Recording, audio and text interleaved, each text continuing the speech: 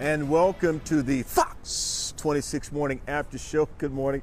I am Nate Griffin. It's Wednesday, so we can do that. Right across the street from Biggio, so it probably gives you a pretty good idea of where I am. Downtown at the GRB.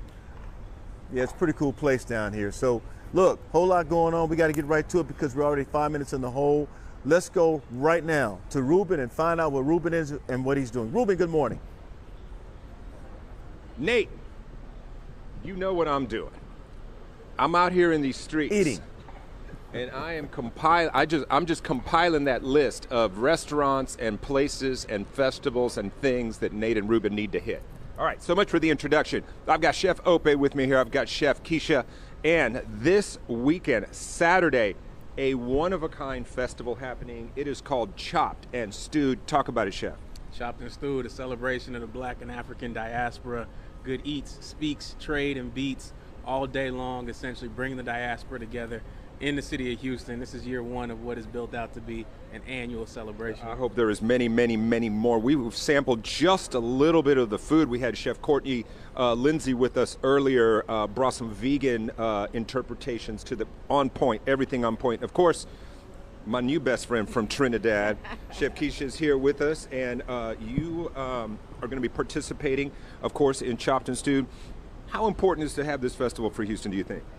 I mean, Houston is such a diverse food city, and especially amongst the African diaspora of food in the city, and this is an opportunity to highlight the diversity of food within the African diaspora. We are all eating the same things differently, and this is an amazing opportunity to highlight the differences and similarities within our cultures. And guys, I just had a very brief but very in-depth introduction to the classic foods from Trinidad. Your restaurant is? Kuji Kitchen. And where is it? We are located on 8601 MLK. We're on the corner of MLK and Reed.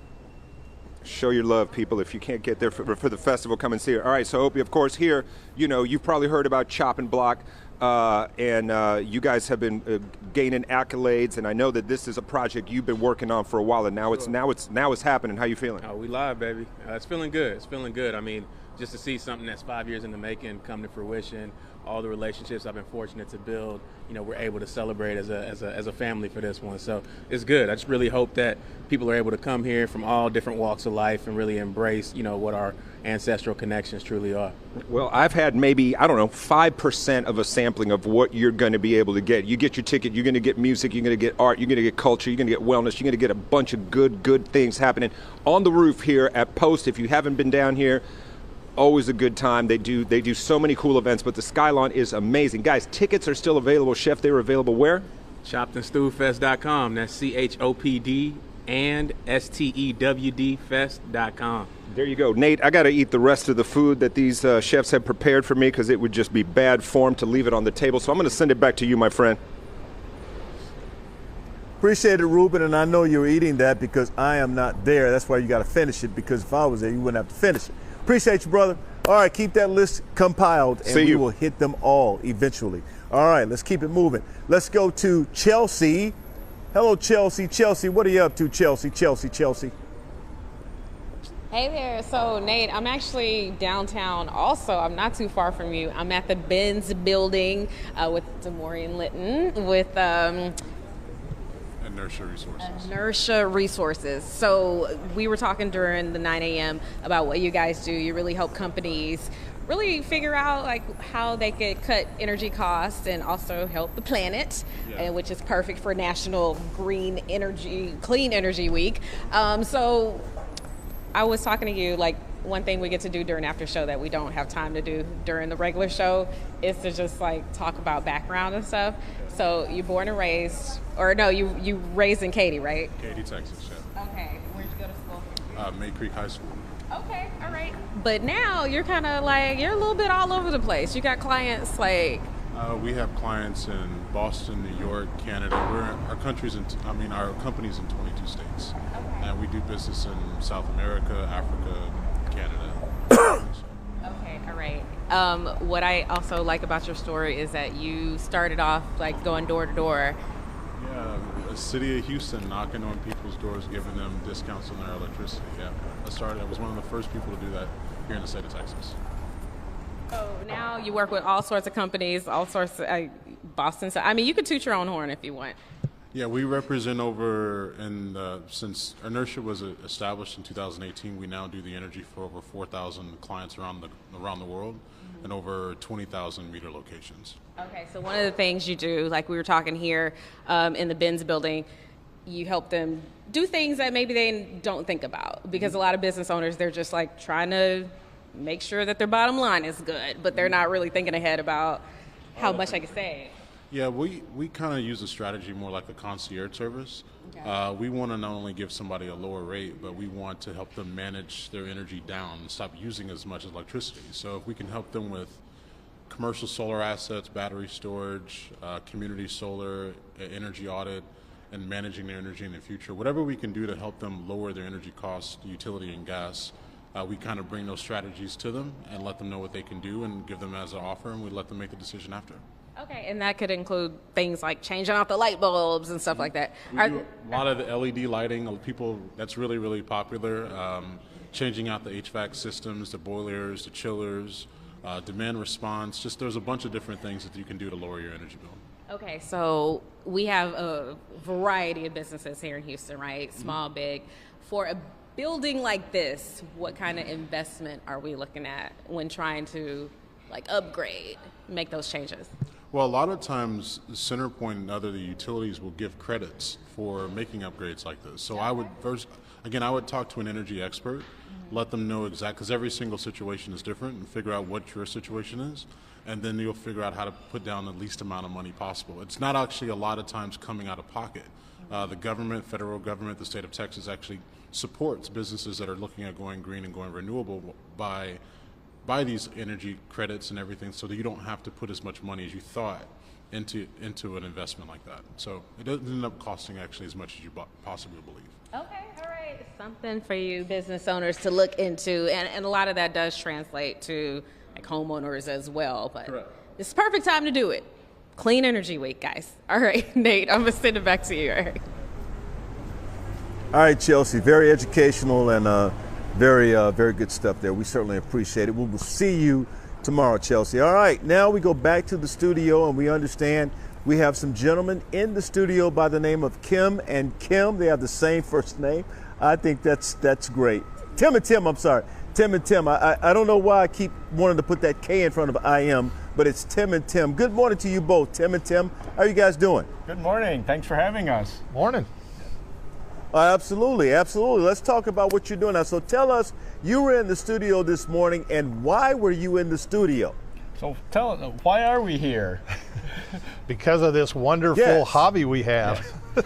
we are both contestants on the next season of Lego Masters that'll be starting up tomorrow night on Fox. 8 Central. So Lego Masters, so you're very good at putting Legos together. Is that what I'm understanding? Yeah, we both have a lot of experience. We've been doing this for quite a while. Yeah, since 2010. So when you say quite a while, how long? My first set, and I just fell in love with it, and it's come to this.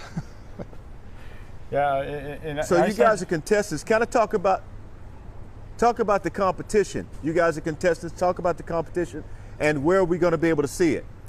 All right, so he wants to know about the competition. I mean, it's a great bunch of builders. There are 12 teams. They're all fantastic builders and Absolutely. fantastic people. We had a great time as part of it. It'll be on Fox starting at 8 Central tomorrow, Thursday night. I was living my best life. 8 Y'all Central. are going to be very impressed. It's going to be exciting and fun.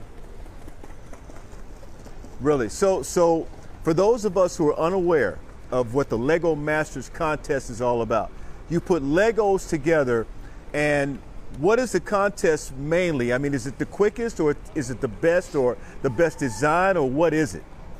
So the competition is, there's a challenge given and there's a certain amount of time that's given, and so all the teams build to that challenge theme in that time.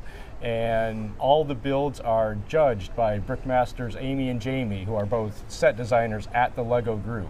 And then they choose, in their opinion, what they think the best one is for each challenge.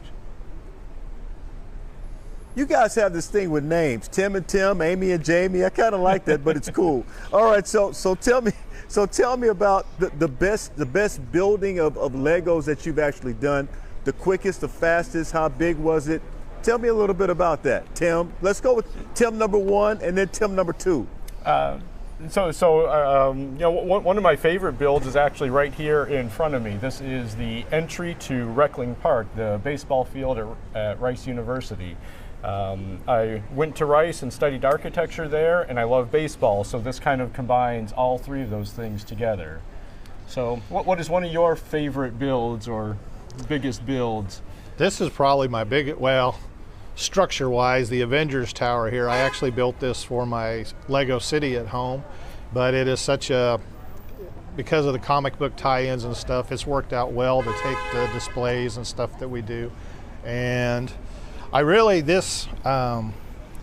started 2 years ago doing a Christmas story where I basically use Lego minifigures and build little miniature sets like this, and I got a crazy Christmas story every year. And this is the promo for season 3 that I'm getting ready to work on for this year. It's Jack Frost.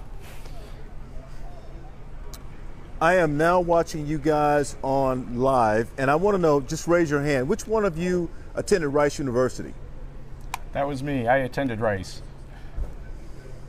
Okay, just so you know, we have something in common. But anyway, Great. anyway, listen, hope you guys, I'm looking at what you have and what you've developed. How long, so the house on the red house, which is on my left to your right, the red house, how long does it take to actually build that? The entrance? This one took about 4 or 5 months. I used some pictures that I had taken when I went to baseball games and started working from there. It was a pretty dedicated project. I really enjoyed it. And how long did it take to construct the building next to it? It looks to be a white building. Yeah, so how long did that take structure? to build? Well, about a week. A week of pretty much sitting there, because I just basically grab bins of parts and just start putting parts here and there until I get what I like. And so I don't plan anything or really even have a real super idea of what I'm going to do when I start. So I just kind of end up with what I end up with. Well, congratulations and good luck in the competition. We're hoping that you guys bring home the trophy. Even if it's one of you Tims who brings home the trophy, at least we know Tim and Tim, they actually got there and they won. Thank you guys so much for joining us. We certainly appreciate you being here with us. Thank you. It's been a pleasure. All right, absolutely. All right, guys. So this is what we have tonight. Astros need a win, no question about it. That's number 1, all right? If they're going to stay at least a half a game in front of Seattle, and we know that Framber Valdez is pitching tonight. Also, you've got the Dynamo. They're in Miami taking on Inter Miami.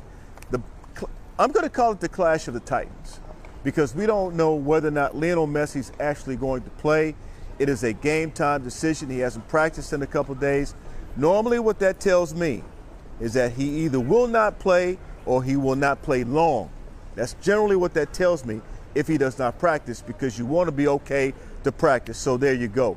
So we got those 2 big events tonight. Make sure you follow me on Twitter because I will be up late. I have no idea what I'm going to look like tomorrow morning. I'll probably be wearing a cap like this to cover my eyes up, but I can tell you I'm going to be up late so we can bring you the information that you need to know. Okay, that's going to do it for the show, but the one thing I want to do is thank all the crew back at the station who help us every morning to make it happen. And that's minus Kevin Collins because his team actually won a game. And I'm pretty sure he's really happy about that. No, Kevin, I'm giving you love too. But my guy, Dave Lanier, he's always here when we need him.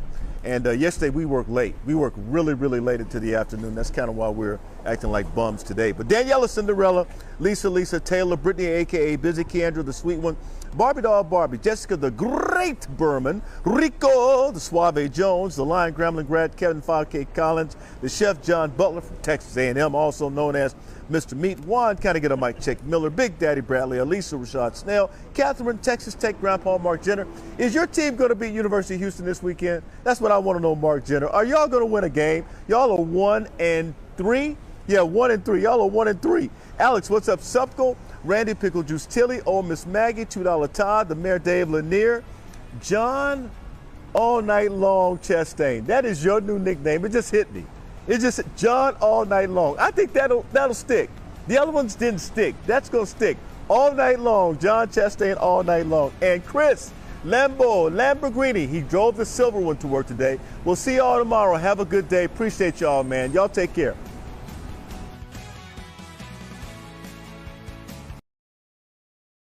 Live now from Fox, I want to take you out to some of the live images that we do have coming into our newsroom right now. And this is live outside, I believe, the federal courthouse there in New York. That is where Senator Bob Menendez is in court this morning, federal court there, after being indicted just last week on bribery charges. You can see the podium is set up there with a lot of microphones. Not sure if we are going